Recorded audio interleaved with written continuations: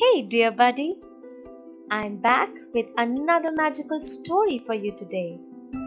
Corduroy, a teddy bear who lives in a big toy store, is waiting for a friend and a home. So come, join me to find out what really happens.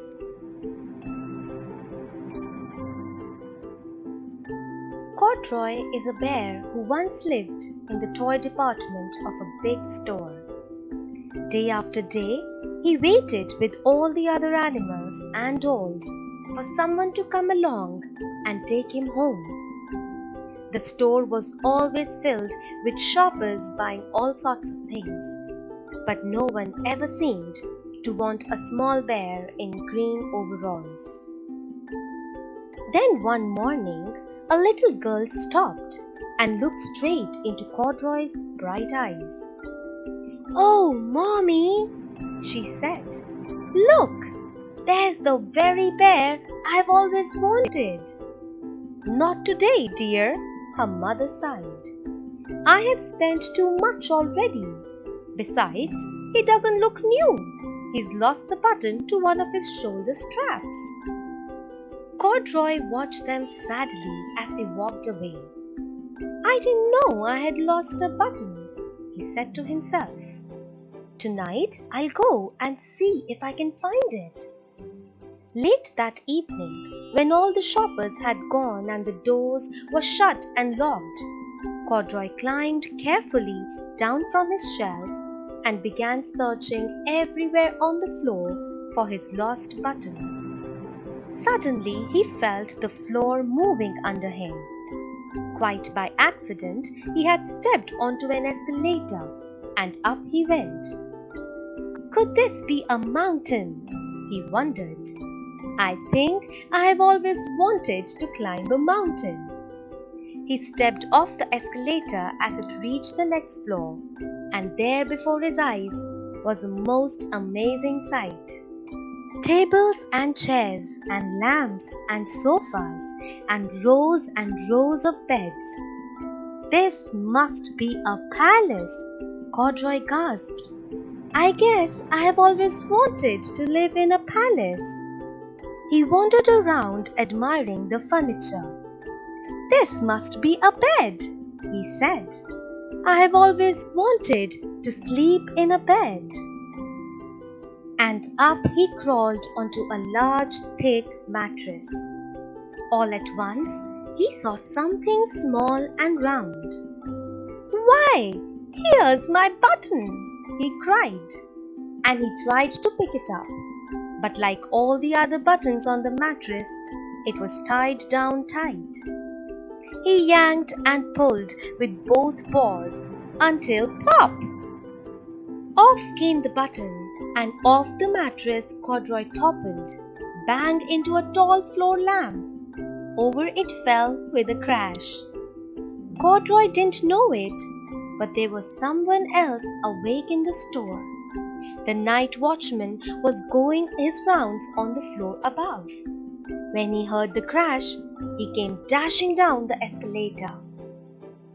"Now who in the world did that?" he exclaimed. "Somebody must be hiding around here." He flashed his light under and over sofas and beds until he came to the biggest bed of all. And there he saw two fuzzy brown ears sticking up from under the cover. "Hello," he said. "How did you get upstairs?" The watchman tugged Corduroy under his arm and carried him down the escalator and set him on the shelf in the toy department with the other animals and dolls.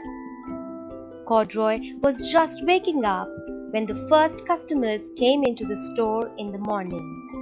And there, looking at him with a wide, warm smile, was the same little girl he had seen only the day before. "I am Lisa," she said, "and you are going to be my very own bear. Last night I counted what I have saved in my piggy bank, and my mother said I could bring you home." "Shall I put him in a box for you?" the saleslady asked. "Oh, no, thank you," Lisa answered, and she carried Corduroy home in her arms.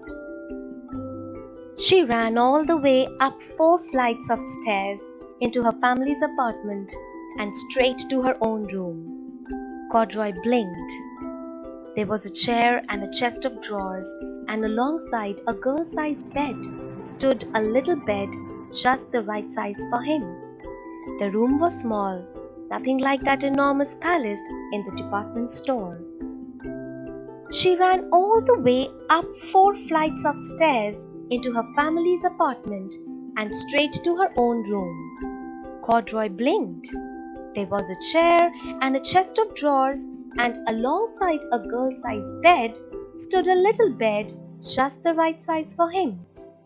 The room was small, nothing like that enormous palace in the department store. "This must be home," he said. "I know, I have always wanted a home." Lisa sat down with Corduroy on her lap and began to sew a button on his overalls. "I like you the way you are," she said, "but you will be more comfortable with your shoulder strap fastened." "You must be a friend," said Corduroy. "I have always wanted a friend." "Me too," said Lisa, and gave him a big hug.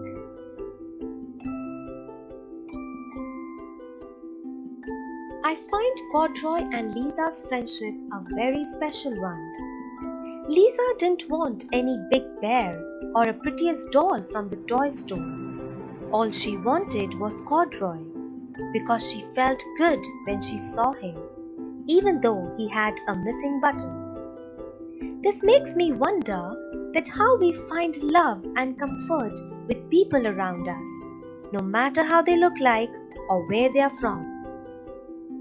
Now imagine if your favorite toy comes alive. What are you going to do together?